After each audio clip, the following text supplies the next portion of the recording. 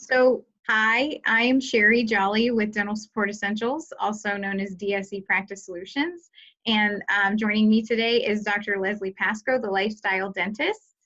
And we're just here for a quick discussion on something that we've seen in the Facebook feeds over the last week, and that is, why is it so hard to staff the front desk? Why is it so difficult to get good people and keep good people at the front desk? And I'll let you in on a little secret. It's not the people, it's the job. And so we want to talk today about how to change that in your practice. Dr. Leslie has been a dentist for 25 years. She's managed 23, close. Oh, okay. Don't make me older, Sheri. Okay, 23 years. You'll keep saying 22, thinking it's going to just stay there, but anyway. Over 20 years. And she has had several successful practices, and she's also been very successful in helping other dentists create successful systems in their practice. As a matter of fact, that's what Dr. Leslie and I do together. We help practices make a U-turn in their way of doing business. You're good at being a dentist. You maybe have great staff, maybe they don't have the right tools. And so today, Dr. Leslie, do you hear this a lot? I can't keep good people. I don't know why. It's millennials. Do you hear that a lot? I hear it all the time. And I was just at a really awesome dental symposium in DC that Jeff Palmer invited me to, and it was hosted by a dental CPA company and the individual partner of that company. And there was a whole bunch of different discussions on all kinds of different things.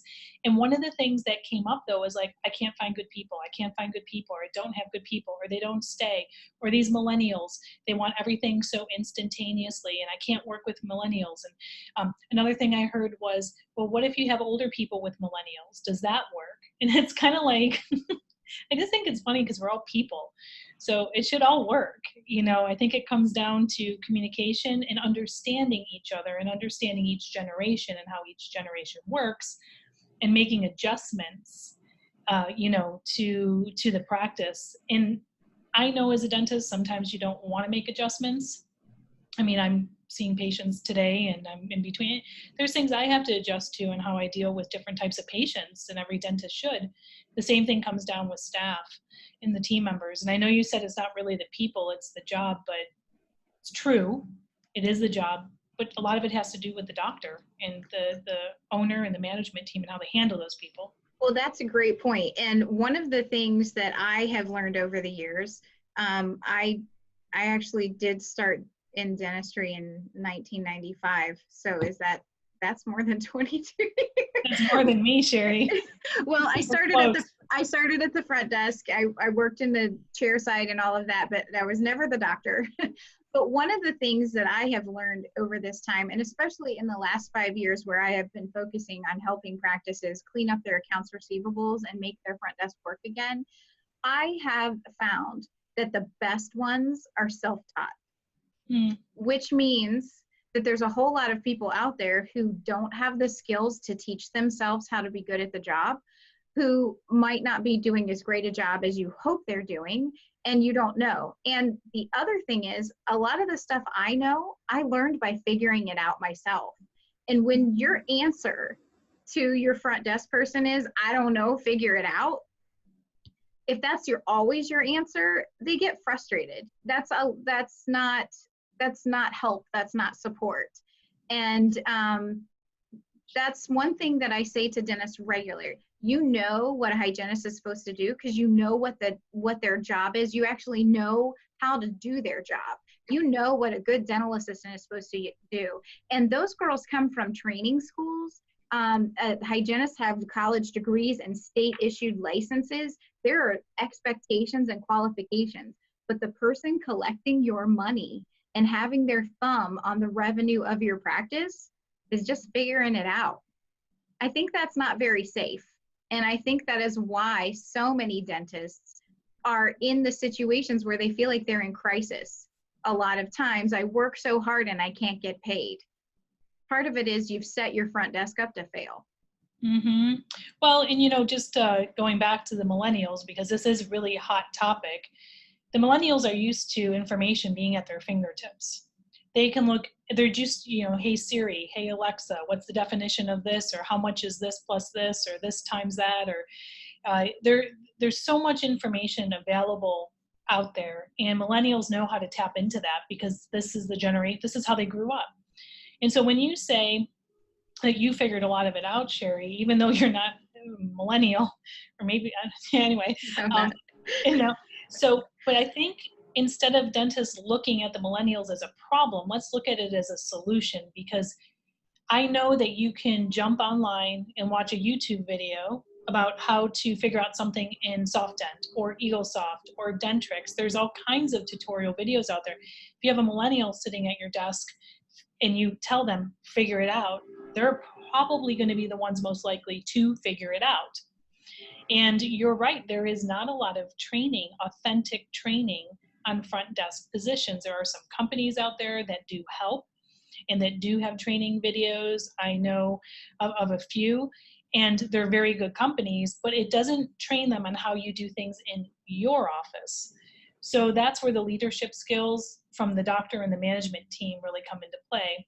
And I am a firm believer, Sheri, as you know, the doctors shouldn't be doing everything in the practice. The doctor should just be doing the dentistry.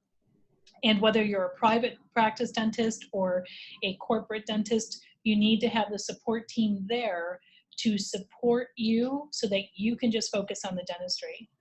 Well, I was going to say, and that's really important. And I think that a lot of doctors, when I have a talk with them, and tell me how you feel about this, when I say, well, you can't just tell them to figure it out, sometimes doctors think that means they have to know or be an expert in that job, when really they just kind of need to know how to help them solve the problem. They don't necessarily have to solve it for them. And I see common issues at every practice that sets them up to fail every time. Do you see the same thing? I do. I think a lot of the times it's exactly what you're saying, Sheri, is that the doctor thinks they have to know everything, and that if the doctor is the owner of the practice, they think an owner's definition is, I have to know how to do everything in the practice myself, which isn't true. Think about like how a hospital runs. The surgeon doesn't know all the things that are going on in the hospital or on their floor or even in their unit, but they do know what's going on surgically. And I think dentists kind of have to have that same approach, but you also have to be willing then to surround yourself with the right people, doctors, to support you in doing just the dentistry. You have to have individuals on your team who are willing to take responsibility, who are willing to make mistakes, who are willing to look it up themselves, in order to support you in doing the dentistry. And I think that comes down to hiring and sifting through a lot of the candidates. And one of the things I heard this weekend from someone who was teaching about leadership, which is interesting because that's what I do too, and we both have the same philosophy. Sometimes I think we're so under the gun or so pressured to just get a warm body in the seat because we're missing somebody, or we waited too long, or we knew somebody was going to be quitting eventually, like in our gut, but we didn't do anything about it. And I think that it compounds to the problem of people not knowing what they're doing at the front desk, because they just get hired and thrown into the position without any, look, even if you just gave a definition of your expectation. If you hired somebody and the management team sat down, or the doctor and the management team sat down and just gave what the expectation was and what your practice is all about, that would be a perfect beginning, but most people don't even do that. You're right. And there's one of the things that a very common thing, and I know that you and I have discussed this off before, is that there are two separate jobs that are almost always amalgamated into one, which leads to frustration. And one is the office manager versus the biller. Yeah. Billing is something that requires, if your practice is successful, if you've got 3 or 4 chairs going, you need a biller dedicated to billing and collections. Mm-hmm. And that person can't also manage the practice. As a matter of fact, that was the reason I started Dental Support Essentials. Because as a practice manager, I realized that every day I have to make a choice. Do I work the AR or do I manage the practice? I couldn't do both, and I couldn't talk the doctor into hiring another person. So if you hear, I need you to hire another person, we don't have enough people, that's a sign that this job isn't working like it's supposed to. But many times, if you have someone dedicated to actually truly managing your practice, and Dr. Leslie, what is your definition of a true office manager? Yeah, that's a good question. So I'd be interested too to find out from anybody who watches this video to comment on it. And I want to hear from other office managers what they are doing on a daily basis, because I bet you it's not my definition of an office manager. Yeah. My definition of an office manager is the person who is making sure that new and existing patients are coming in. That means they're making sure, not that they're doing it themselves in some cases maybe, but making sure that reactivation lists are being called, people who are overdue for recalls, making sure that if there's any marketing or strategic planning that's supposed to happen to attract new people in, that's happening. The office manager is supposed to be making sure that patients are getting treatment planned, they're understanding their treatment plans, and they're moving along on their treatment plans, and that they're getting better, and that they're referring others, which contributes to the new patient flow. So that's really it. It's to make sure that new and existing patients are coming in, to make sure that they're getting treatment planned and educated so that they say yes to their treatment plans, they're getting scheduled, and they're moving along in their treatment plans. And then they kind of manage that whole little, I call it like a Ferrari, it's like they manage that little fireball, so to speak. And if you really do have somebody who is over that and someone who's that's all they're doing, I'm going to tell you, it will take a practice to new levels. And Sheri, you and I know that because when we go into offices, we've gone into offices that don't have office managers. And when we put somebody in charge of just that, their income goes up dramatically, right? Oh, absolutely. When they have somebody, and many times, and we just saw this recently, we went through their unscheduled treatment, and it was thousands. Every patient that was on their schedule in hygiene had an unscheduled treatment.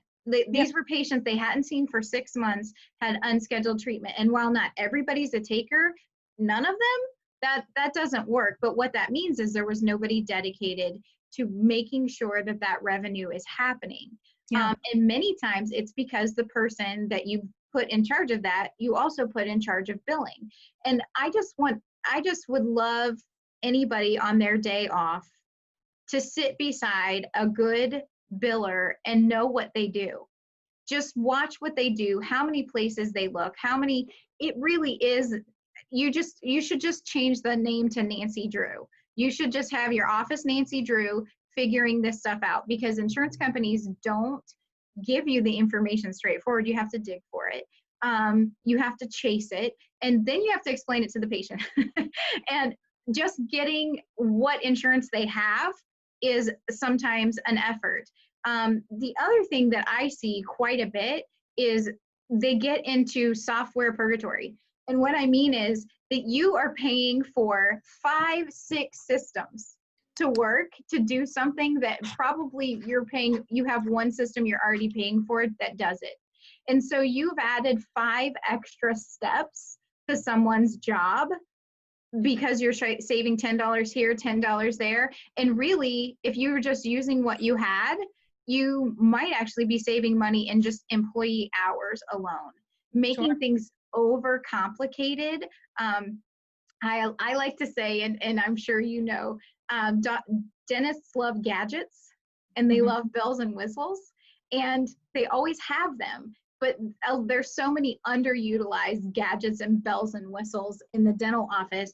And one of them is not getting, either not using the software like you could, or buying too much and having software overload. I mean, passwords, usernames and passwords can turn into a whole day job.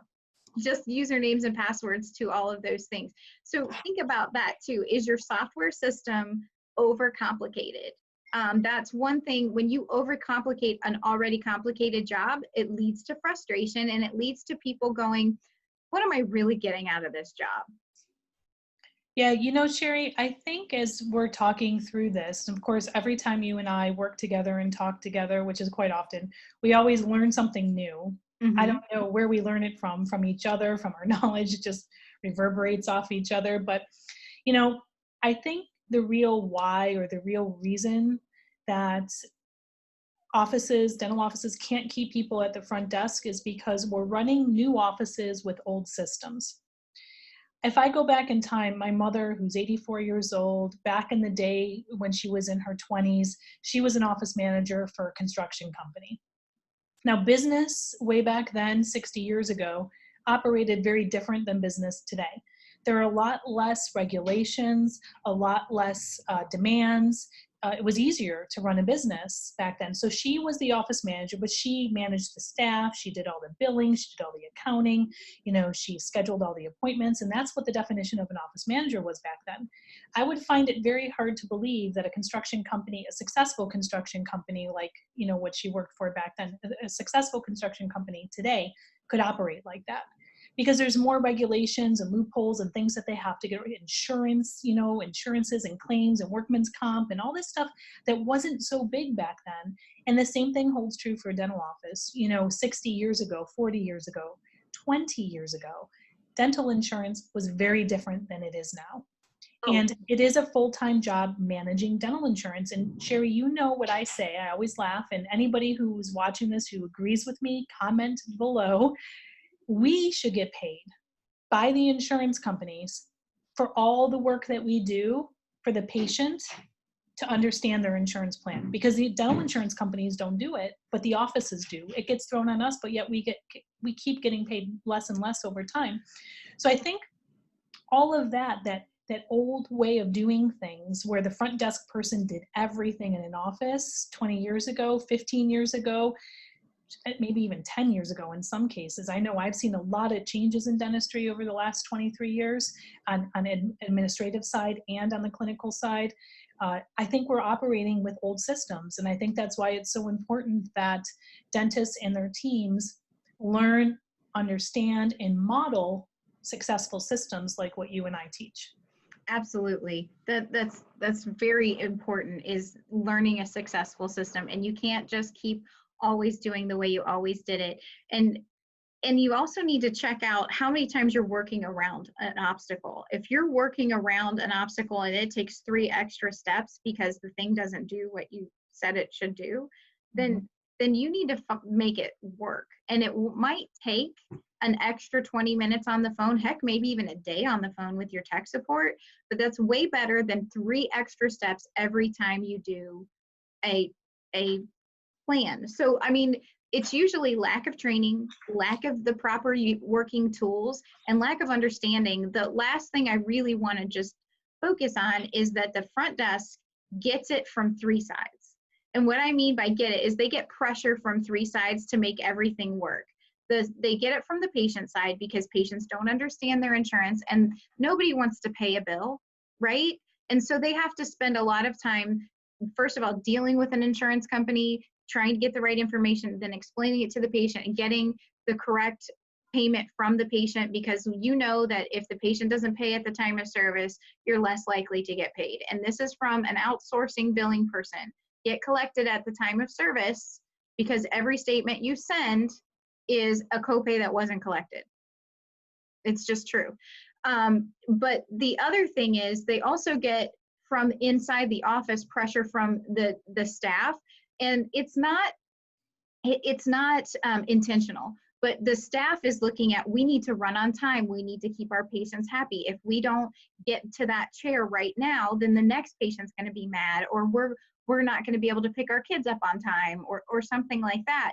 And so what happens is you will skip a step, and it's always the front desk step, to get the patient in the chair. But skipping that step of getting the right information, or at least establishing the understanding that your insurance does not provide information, you need to pay for the visit today, skipping that step ends up with you working and not getting paid. And then the third side they get it from is at the end of the month or bill pay time, when the doctor goes, how come we didn't collect? How come our numbers look like this? Well, now think about what we've just described, a person who's— Or Sheri, in some cases too, when I talk to doctors privately, because I know when you and I work together, you do the front, I do the back, and I always dive in on the doctors, right? I mean, some of the questions I get is like, why am I not getting paid? Like, there's a lot of doctors that don't take home paychecks oftentimes because there's inefficiencies in the systems that they're utilizing, or no systems at all for collecting money. Absolutely. And so you have this person who's figuring it out themselves. And in the end, they're the life or death of the collections of your business. No matter how good you are at doing dentistry, no matter how great your assistant is, if you set the person at the front desk up to fail, you set yourself up to fail financially. And so it's really, really important to understand, when you create a system where no one can ever win in that job, then no one's ever going to stay in that job. Well, And it's lack of systems altogether. right. It's really lack of systems, and it's lack of, because there's lack of anyone implementing the systems as well, and there's lack of someone keeping those systems in place. And I think that's where you and I, Sheri, complement each other so well, because we're both very systematic. You're very systematic with the front, I'm very systematic with the back, and together those two systems unify, and we get an overall total management system that completely turns the practice back in the direction that the doctor originally wants the practice to go in the first place. But a lot of doctors lose sight in that because they're too busy trying to figure out how to fill the schedule, or how to, handle this procedure or handle this staff member, and they lose. And that's why they're not making the amounts that they want to get paid. It's costing them too much to deliver the treatments. They're losing people left and right, most likely at the front desk, but in the back too. And those all come down to these systems, and systems come from good leaders. And without that definition of the leadership in the practice, the roles and the responsibilities and the delegation, and the doctor taking that responsibility for themselves, the practice crashes. And so that's why it's so cool that you and I have some big things coming, right? Yeah, huge. I'm so excited about it, because I know that the last time we worked together in an office, the most gratifying thing I think the both of us got out of it is they thanked us for knowing what their job was. Like, they all were stressed. They were all frustrated. The doctor was stressed and frustrated, and they all were thankful. They're like, I know what I'm supposed to do on Monday morning. I know how to make this work. And I just remember thinking, we just made a whole lot of people quit considering finding another job. Yeah, that's right. And they're all the same people there. Yeah, same people and successful practice. Yeah, that's right. That's right. Whereas there were some people that were contemplating at the time, individually divulged to us, that were wondering if they were going to make it, or questioning their position in the practice, and whether or not, they had any value in the practice. So I'm super excited about what we have coming up. I know we can't talk about it just yet, but it's in process. It's coming along, and the changes that you and I are going to be able to bring to the dental industry with what you and I have created is going to be quite intense, and I'm really excited to be a part of that with you. Yes, me too. So stay tuned. Watch us, right. and then maybe next time you'll watch us on Facebook Live successfully. We'll finally figure it out. We need, what we need, Sheri? We need a millennial to figure that out. We need a millennial. Any millennials watching, feel free to message us and let us know how you can help us. Yes, please. All right, well, I'm going to go see some patients now, and it was good chatting with you, and I hope this is going to help a lot of people. I'm sure it will. And if you guys have any questions out there about us or what we're doing, or if there's any way that you think, we could be able to help you, just send us a message or comment on this link, and we'll be happy to address it for you, okay? In the interim, until we get our thing up and running. Yeah. See you later. All right, awesome. All right, Bye. Thanks, Sheri. Bye.